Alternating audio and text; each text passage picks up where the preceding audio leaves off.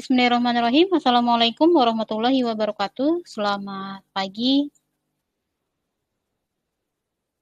Pada kesempatan kali ini, saya akan membahas tentang hukum-hukum dasar kimia dan stoikiometri ya. Nah, pada awalnya kimia ini hanya merupakan pengetahuan mencampurkan dan memisahkan zat-zat dengan perbandingan tertentu.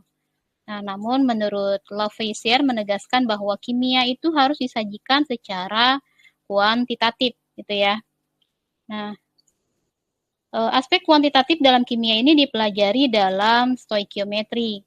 Aspek kuantitatif ini diperoleh melalui pengukuran massa, kemudian volume, jumlah, dan sebagainya yang terkait dengan atom, ion, molekul, atau rumus kimia, serta keterkaitannya dalam suatu reaksi kimia.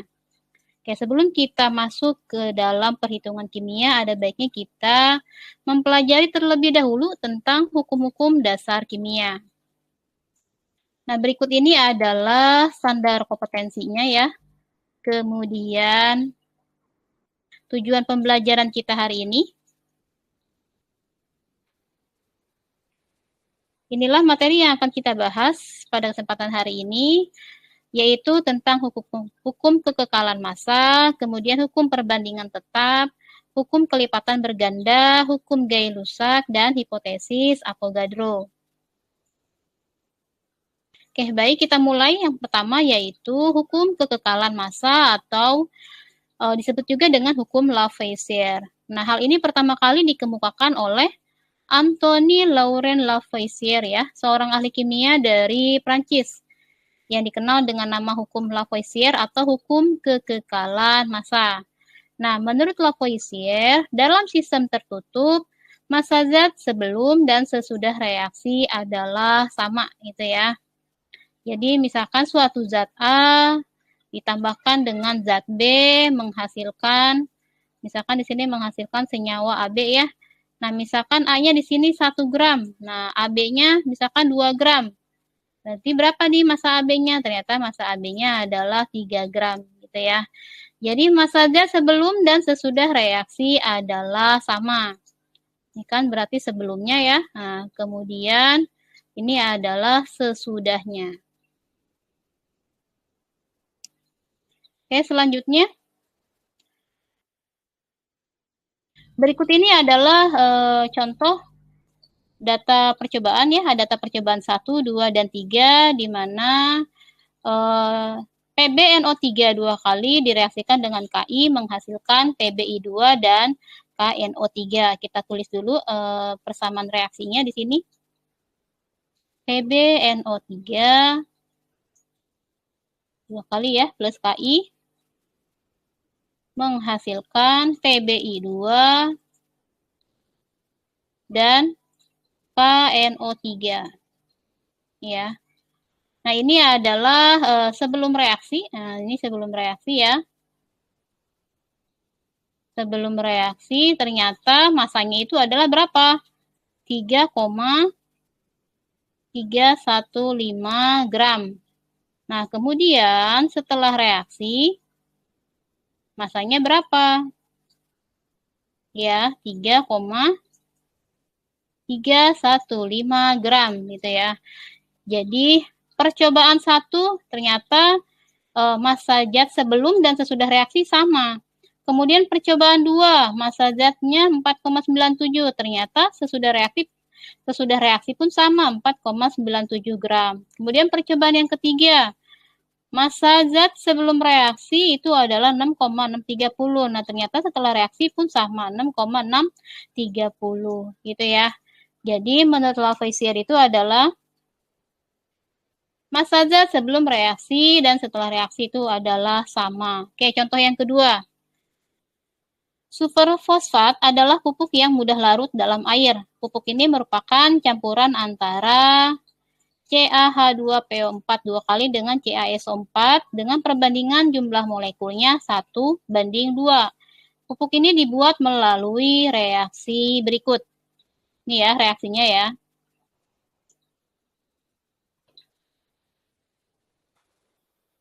Kita lihat di sini CA-nya perbandingannya 1:2. Kemudian jika 300 gram CA 3PO4 dua kali bereaksi sempurna dengan 189,7 gram H2SO4. Berapakah massa pupuk superfosfat yang dihasilkan? Nah, ini CA3PO4-nya kan 300 ya. Nah, 300 gram, kemudian asam sulfatnya itu 189,7 gram. Nah, berapa masanya untuk pupuk superfosfatnya? Berdasarkan hukum kekekalan massa, maka massa zat sebelum reaksi sama dengan massa zat sesudah reaksi. Jadi, massa pupuk superfosfat yang dihasilkan, massa CA3PO4 ditambahkan dengan massa H2SO4. Jadi, berapa di sini?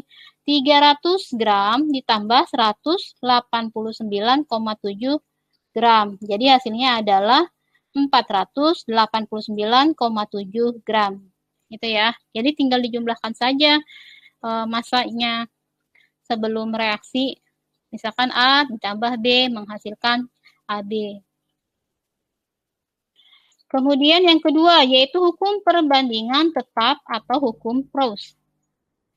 Di mana Joseph Louis Proust ini berdasarkan penelitian terhadap berbagai senyawa yang telah dilakukannya menemukan satu sifat khas dari senyawa, yaitu apa? Perbandingan massa unsur-unsur yang menyusun suatu senyawa selalu tetap, gitu ya. Ini adalah hukum perbandingan tetap atau hukum Proust. Senyawa yang sama meskipun berasal dari daerah dan cara pembuatan berbeda juga memiliki apa? Komposisi yang sama dan tetap. Oke, contohnya.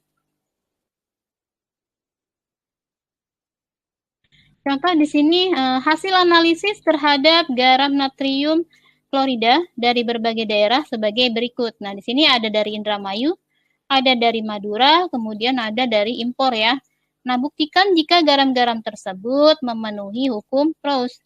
Kita lihat di sini massa Na, massa natrium ditambahkan dengan massa klorida menghasilkan NaCl ya, atau natrium klorida. Kita lihat dari Indramayu, masanya 0,786 gram, Cl-nya 1,214 gram.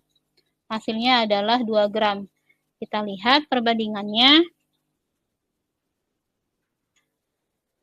Kalau untuk perbandingan di sini kita ambil yang paling kecil ya. Misalkan di sini Na-nya 0,786 berarti dibagi 0,786 sama dengan misalkan di sini 1,214 dibagi 0,786.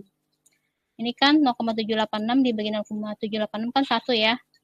Kemudian 1,214 dibagi 0,786 berarti berapa? 1,54 ya. Nah, jadi perbandingannya Na dan Cl itu adalah 1:1,54. Atau yang kedua nih dari Madura. Nah, kalau dari Madura gimana? Kita lihat di sini Na ditambah dengan Cl menghasilkan NaCl. Na-nya berapa di sini? 0,59, Cl-nya 0,91. Nah, kemudian gimana nih lihat? Kita lihat perbandingannya 0,59, kita cari yang paling kecil. Nah, perbandingannya berarti 0,59 berbanding 0,91 berbanding 0,59. Berapa ini? 1:1,54. Sama aja ya. Kemudian yang ketiga, garam impor. Nah, garam impor Na plus Cl menghasilkan NaCl. Nah, Na-nya berapa di sini? 0,983. Cl-nya berapa? 1,517. Kemudian NaCl-nya adalah 2,5. Kita lihat di sini 0,983 dibagi 1,517 salah. Maaf, 0,983 ya berbanding 1,517 berbanding 0,983. Ternyata hasilnya adalah 1:1,54 gitu ya. Nah, ternyata dari ketiga daerah ini ya, ada Indramayu, Madura ataupun impor. Di sini ternyata perbandingan untuk NA dan CL itu sama perbandingannya. 1:1,54, kemudian 1,54, ini juga sama 1,54. Nah, berarti hal tersebut memenuhi hukum Proust ya. Kita lihat di sini. Senyawa yang sama meskipun berasal dari daerah dan cara pembuatan berbeda memiliki komposisi yang sama dan tetap. Jadi perbandingan unsur dalam suatu senyawa itu tetap gitu ya. Oke, selanjutnya ini adalah jawabannya ya. Oh, ini tips untuk menyederhanakan perbandingan bagi dengan pembanding yang paling kecil. Contoh di sini ada misalkan 0,786 dengan 1,179. Berarti yang paling kecil yang mana? 0,786 ya. Nah, berarti 0,786 dibagi 0,786, kemudian 1,179 dibagi 0,786. Jadi 1:1,5 gitu ya. Kalau misalkan kita mau nyari perbandingan, bandingkan dengan yang paling kecil. Nah, ini karena ini dia desimal. Nah, biar jadi bulat ya, berarti tinggal dikalikan saja. Nah, kalikan berapa? Kalikan 2. Jadi 2:3. 1:1,5 sama aja dengan 2:3. Itu ya. Oke, ini jawabannya.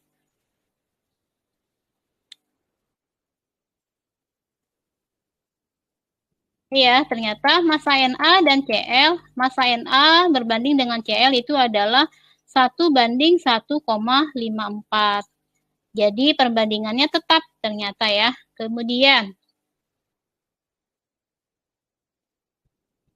nah selain dari hasil percobaan, penerapan hukum Proust itu juga ditentukan dari massa atom relatif, kemudian bisa juga untuk menghitung kadar unsur dalam persen atau massa. Contoh di sini kita akan menghitung dalam persen ya.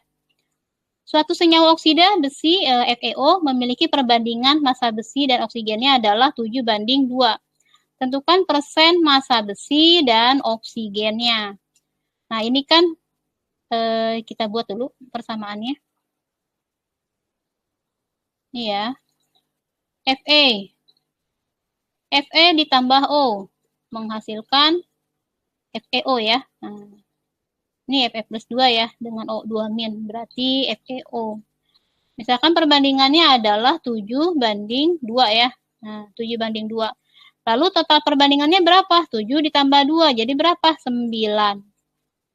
Nah, untuk mencari persen massa besi, sini ya, yang kita cari adalah persen massa besinya.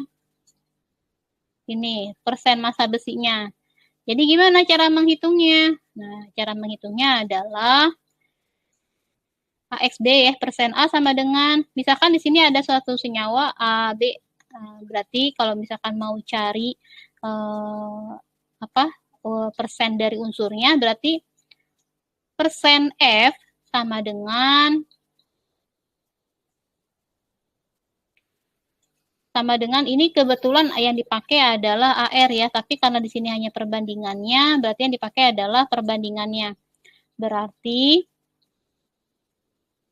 persen Fe sama dengan perbandingan Fe ya. Nah, perbandingan Fe itu berapa? 7 ya. Nah, 7 dibagi total bandingnya berapa? 9. Dikali berapa? 100%. Itu hasilnya 77,8%. Itu ya. Nah, kemudian, cari persen massa oksigennya. Nah, massa oksigennya berarti berapa? Nah, ini kan perbandingannya 2 nih. Berarti 2 dibanding 9 dikali 100%. Hasilnya berapa? 22,2%. Itu ya. Jadi, persen massa besi dan oksigen dalam FeO berturut-turut sebesar 77,8 dan 22,2%. Oke, selanjutnya.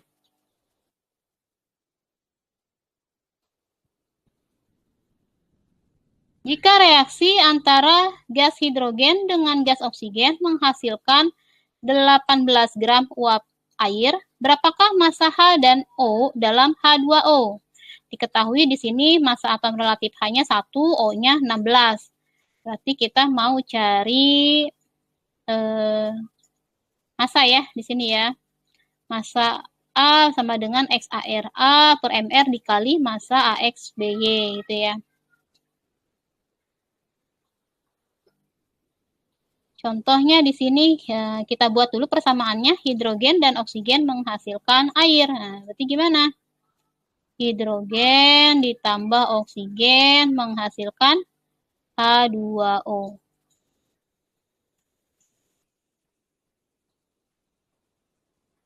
Ini ya, HO ya. Atau di sini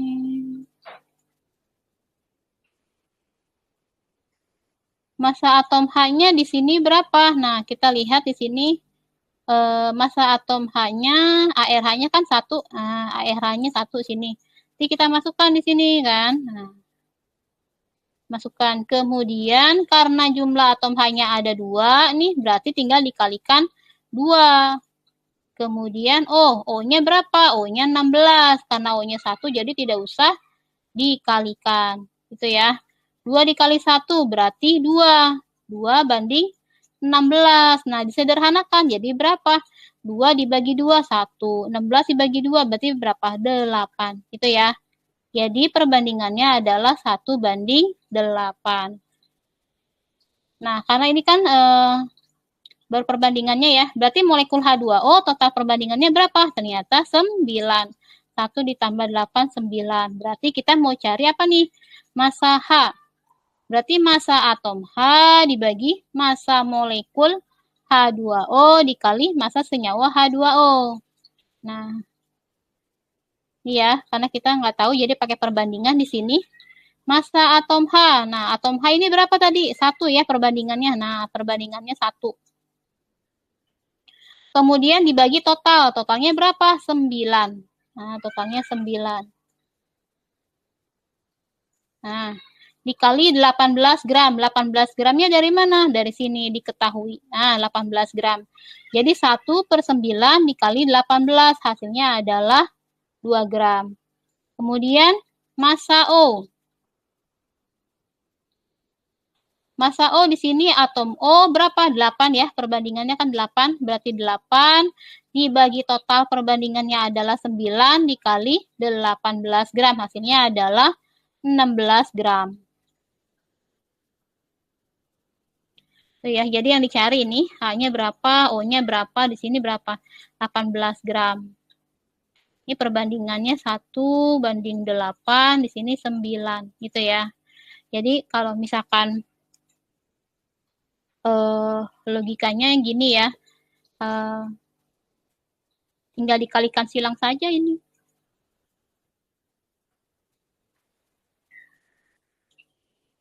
Jadi kalau kita mau nyari O2 berarti berapa? 8 per 9 dikali 18. Atau kita mau nyari H berarti berapa? 1 per 9 dikali 18. Gitu ya.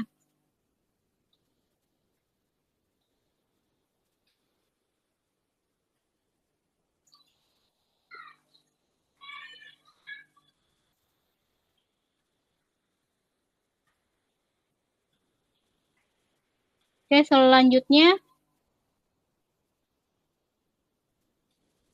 hukum kelipatan berganda, hukum kelipatan perbandingan atau disebut juga dengan hukum Dalton. Nah, menurut Dalton bahwa jika dua jenis unsur dapat membentuk lebih dari satu senyawa dan massa salah satu unsur tersebut tetap atau sama, maka perbandingan massa unsur yang lain dalam senyawa-senyawa tersebut merupakan bilangan bulat dan sederhana, gitu ya. Jadi misalkan ada dua jenis unsur, misalkan N dan O. Nah, ternyata dia dapat membentuk lebih dari satu senyawa. Nah, kalau misalkan dia dapat membentuk lebih dari satu senyawa, maka perbandingannya salah satunya harus dibuat tetap, gitu ya. Sedangkan massa unsur yang lain itu harus bilangan bulat dan sederhana. Kita lihat contohnya di sini. Nah, ini ya contohnya ya.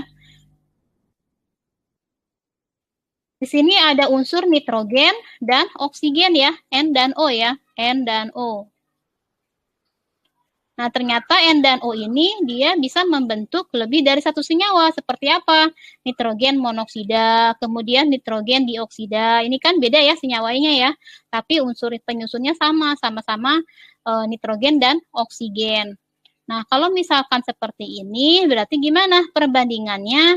Salah satunya harus dibuat tetap. Nah, contoh seperti ini ya, massa oksigen yang direaksikan. Jadi oksigennya dibuat tetap massanya. Lalu perbandingannya, untuk perbandingan nitrogennya harus bulat dan sederhana. Contoh di sini, dengan massa oksigen yang sama, ternyata perbandingan massa nitrogen dalam senyawa nitrogen dioksida dan senyawa nitrogen monoksida merupakan bilangan bulat dan sederhana. Massa nitrogen dalam senyawa nitrogen dioksida itu berapa? 1,75 gram. Kemudian massa nitrogen dalam senyawa nitrogen monoksida itu 0,875. Jadi perbandingannya adalah 2:1. Gitu ya. Oke, selanjutnya.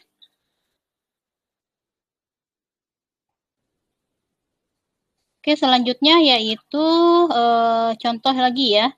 Karbon bereaksi dengan oksigen membentuk senyawa A dan B dengan komposisi sebagai berikut. Di sini ada senyawa A.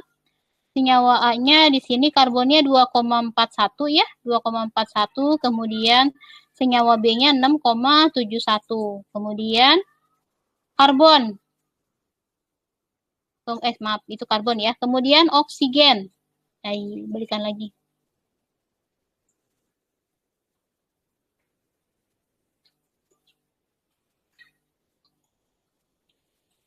Oke, contoh soal di sini karbon bereaksi dengan oksigen membentuk senyawa A dan B dengan komposisi sebagai berikut. Senyawa A-nya 2,41 gram karbon dan 3,22 gram oksigen. Kemudian senyawa B-nya 6,71 gram karbon dan 17,9 gram oksigen. Tentukan angka banding karbon yang paling sederhana yang bereaksi dengan oksigen dengan massa yang sama gitu ya. Kita lihat di sini karbon oksigen ya. Yang ditanya adalah perbandingan karbonnya. Berarti kalau misalkan perbandingan karbonnya berarti apa? Oksigennya yang kita buat tetap gitu ya. Di sini senyawa A-nya 2,41, oksigennya 3,22. Nah, kita buat dulu perbandingannya di sini untuk karbon dan oksigen. Misalkan di sini adalah senyawa A, di sini senyawa B. Ini kan 2,41 ya. Nah, 2,41 kan berarti apa? 2,41 sama 3,22 berarti kan lebih kecil 2,41 ya. Berarti kita sederhanakan. Misalkan di sini 2,41 dibagi 2,41. Kalau O-nya berarti berapa? 3,22 dibagi dengan 2,41 gitu ya. Berarti 2,41 dibagi 2,41 berapa? Ini adalah perbandingan karbon dan oksigennya. Nah, 2,41 dibagi 2,41 kan 1 ya. Nah, kemudian 3,22 dibagi 2,41 hasilnya berapa? 1,33. Itu ya.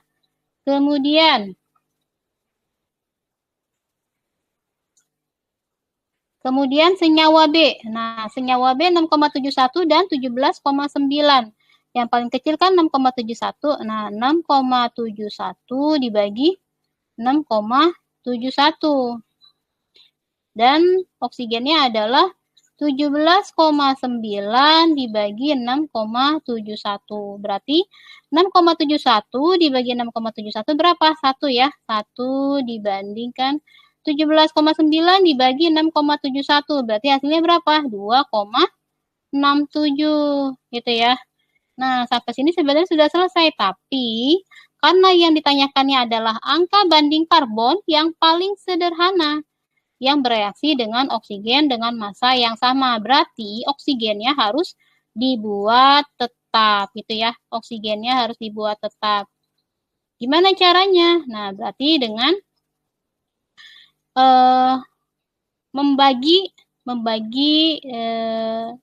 oksigennya sampai dengan 1 ya. Berarti di sini karbon, oksigen. Berarti kalau oksigennya kan 1,33. Nah, 1,33 dibagi 1,33. Nah, kemudian 1 dibagi, karena ini dibagi 1,33, maka C-nya juga harus dibagi 1,33. Kemudian sama yang kedua juga, ini ya, 2,67 dibagi berapa? 2,67. Ini juga sama, 1 dibagi 2,67. 1 dibagi berapa? 0,75. 0,75. 1,33 dibagi 1,33 berarti 1. Kemudian 1 dibagi 2,67 berarti berapa? 0,37. 2,67 dibagi 2,67, 1. Gitu ya. C berbanding O. Lalu bagaimana? Nah, tinggal dibandingkan saja. 0,75 sama 0,37. Berarti berapa? 0,37 dibagi 0,37 kan 1. 0,75 bagi 0,37 berarti berapa? 2 kan? Nah, jadi perbandingannya adalah 2 banding 1. Ya, jadi perbandingannya 2 banding 1.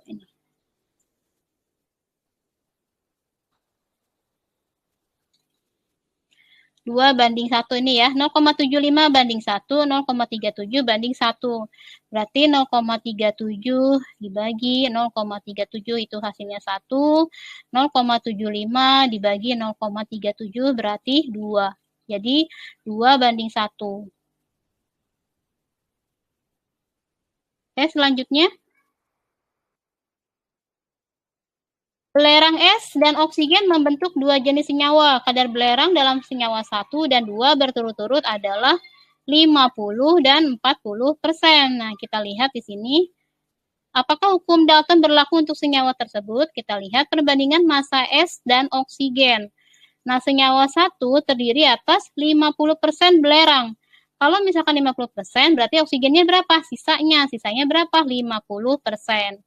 Kemudian senyawa 2. Nah, senyawa 2 terdiri atas berapa? 40% belerang. Nah, berarti sisanya berapa? Sisanya adalah 60% punyanya oksigen. Kita lihat di sini. Senyawa 1 itu berarti 50 banding 50. Berarti kita sederhanakan 1 banding 1. Kemudian senyawa yang kedua 40 banding 60. Berarti 2 banding 3. Atau 1,5.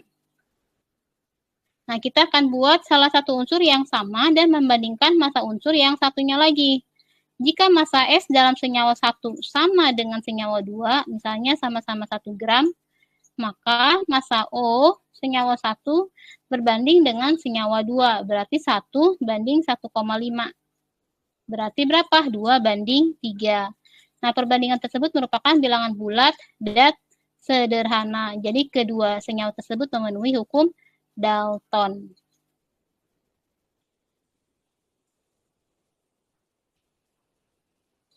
Oke, selanjutnya. Hukum perbandingan volume atau hukum Gay-Lussac. Nah, untuk Gay-Lussac ini dia menemukan bahwa pada suhu dan tekanan yang sama, satu volume gas oksigen bereaksi dengan 2 volume gas hidrogen menghasilkan 2 volume uap air. Nah, hukum ini hanya berlaku untuk reaksi-reaksi gas yang susunan molekulnya sederhana. Hukum perbandingan volume ini diperoleh semata-mata dari hasil percobaan. Nah, berdasarkan hukum ini, kita dapat menghitung volume gas pada suatu reaksi, jika volume salah satu gasnya diketahui. Nah, jadi menurut hukum Gay-Lussac ini, pada suhu dan tekanan yang sama, volume gas-gas yang bereaksi dan volume gas-gas hasil reaksi berbanding sebagai bilangan bulat dan sederhana. Itu ya. Selanjutnya, nah ini adalah contohnya penelitian dari Gay-Lussac ya, di mana misalkan gas hidrogennya di sini 1 liter, gas klorinnya 1 liter, berarti gas hidrogen kloridanya adalah 2 liter. Berarti perbandingannya berapa? 1 banding 1 banding 2. Kemudian misalkan gas hidrogennya 2 liter, gas klorinnya 2 liter. Gas hidrogen kloridanya 4 liter, berarti tinggal dibagi 2 saja. Nah, 2 dibagi 2 kan berarti 1. 2 dibagi 2 berarti 1. 4 dibagi 2 berarti 2. Ini ya perbandingannya. Kemudian sama juga ini dengan contoh yang kedua. Gas hidrogen ditambah gas oksigen menghasilkan uap air. Misalkan gas hidrogennya 10 liter, oksigennya 5 liter, uap airnya berapa? 10 liter. Berarti tinggal dibagi 5 saja ya. 10 bagi 5 berarti 2. 5 bagi 5 berarti 1. 10 bagi 5 berarti 2. Jadi perbandingannya adalah 2 banding 1 banding 2. Dan seterusnya. Untuk volume gas yang dicari sama dengan koefisien volume zat yang dicari dibagi koefisien zat diketahui dikali volume zat diketahui. Nah, berikut ini adalah contoh perbandingan volume pada reaksi gas pada kondisi suhu dan tekanan yang sama. Misalnya di sini H2-nya volumenya 1. Kemudian Cl2-nya volumenya 1. Berarti HCl-nya 2. Berarti perbandingannya adalah 1 banding 1 banding 2. Kemudian NH3 menghasilkan N2 plus H2 ya. Maaf, kita uraikan jadi N2 plus H2. Misalkan NH3-nya 2 volumenya 2. Kemudian N2-nya 1. H2-nya 3. Berarti perbandingannya 2 banding 1 banding 3. Oke, contoh lain. Salah satu komponen gas LPG yang biasa digunakan dalam kegiatan rumah tangga adalah gas propana. Apa sih? C3H8 ya. Nah, pada suhu dan tekanan tertentu, gas propana terbakar sempurna dengan oksigen. Nah, sini ya, C3H8 ditambah 5O2 menghasilkan 3CO2 plus 4H2O. Nah, bila reaksi ini memerlukan 3 liter gas oksigen, berapa volume C3H8 yang bereaksi? Nah, gitu ya. C3H8 ditambah 5O2 menghasilkan 3CO2 plus 4H2O. Yang diketahuinya adalah berapa? 3 liter gas oksigen. Yang ditanya adalah berapa volume C3H8. Nah, ini ya C3H8. Caranya bagaimana? Nah, dengan perbandingan volume sama dengan perbandingan koefisien. Ini ya. Ini kita lihat lagi. Nah, nih ya. Volume gas yang dicari sama dengan koefisien volume zat yang dicari dibagi koefisien zat diketahui dikali volume zat diketahui. Kita mau cari volume C3H8 karena volumenya yang dicari. Volume yang dicari dibagi dengan koefisien yang dicari dibagi dengan koefisien yang diketahui dikali volume yang diketahui. Berarti kan volume yang dicarinya kan C3H8. Nah, berarti volume C3H8 koefisien yang dicari. Nah, koefisien yang dicari, siapa ini yang dicari? Nah, C3H8. Nah, C3H8. Ini ya, C3H8 kan koefisiennya 1 nih. Nah, tulis aja 1 di sini. Per koefisien yang diketahui. Yang diketahui ini siapa di sini? Oh, 2. Nah, koefisiennya adalah 5. 1 dibanding 5. 1 per 5 dikali volume yang diketahui. Volume yang diketahuinya berapa? Ini. Nah, yang diketahuinya kan oksigen. Berarti dikali 3. Ya, sini berapa? 0,6 liter. Nah, berarti C3H8-nya adalah 0,6 liter. Itu ya. Oke, selanjutnya hipotesis Avogadro. Hipotesis Avogadro. Nah, menurut Avogadro, pada suhu dan tekanan yang sama, semua gas bervolume sama, mengandung apa? Jumlah molekul yang sama pula. Pada P dan T yang sama, semua gas bervolume sama, memiliki jumlah molekul yang sama pula.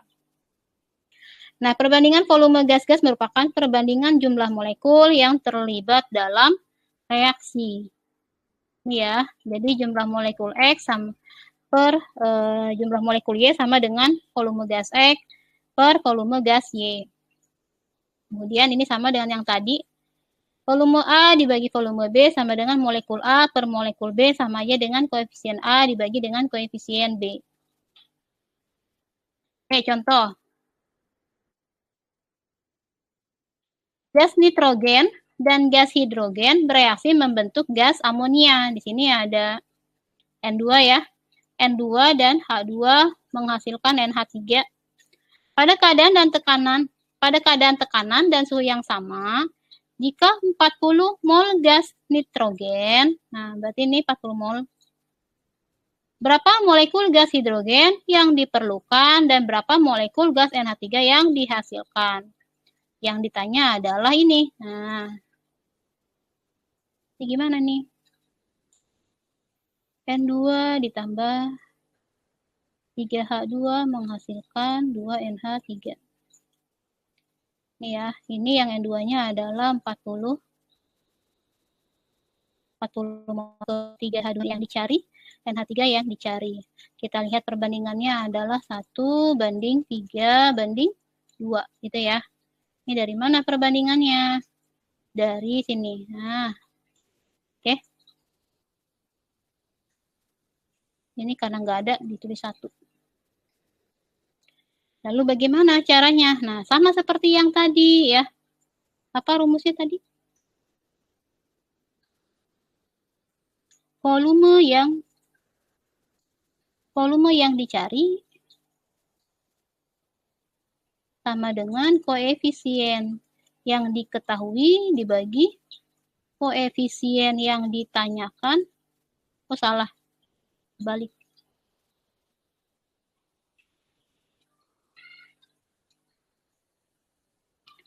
Koefisien yang dicari atau ditanyakan dibagi dengan koefisien yang diketahui dikali volume yang diketahui. Atau tinggal dibalik saja. Molekul yang dicari sama dengan koefisien yang dicari dibagi koefisien yang diketahui dikali molekul yang diketahui gitu ya. Ini kan hanya rumus yang tadi ya, yang awal saja, nanti tinggal diganti saja. Karena kan tadi apa? Kita lihat. Ini ya, volume A sama dengan molekul A, sama dengan koefisien A, gitu ya. Jadi ini tinggal diganti saja. Molekul yang dicari atau yang ditanyakan, ditanyakan dibagi koefisien yang ditanyakan dibagi koefisien yang diketahui dikali molekul yang diketahui. Oke, kita lihat.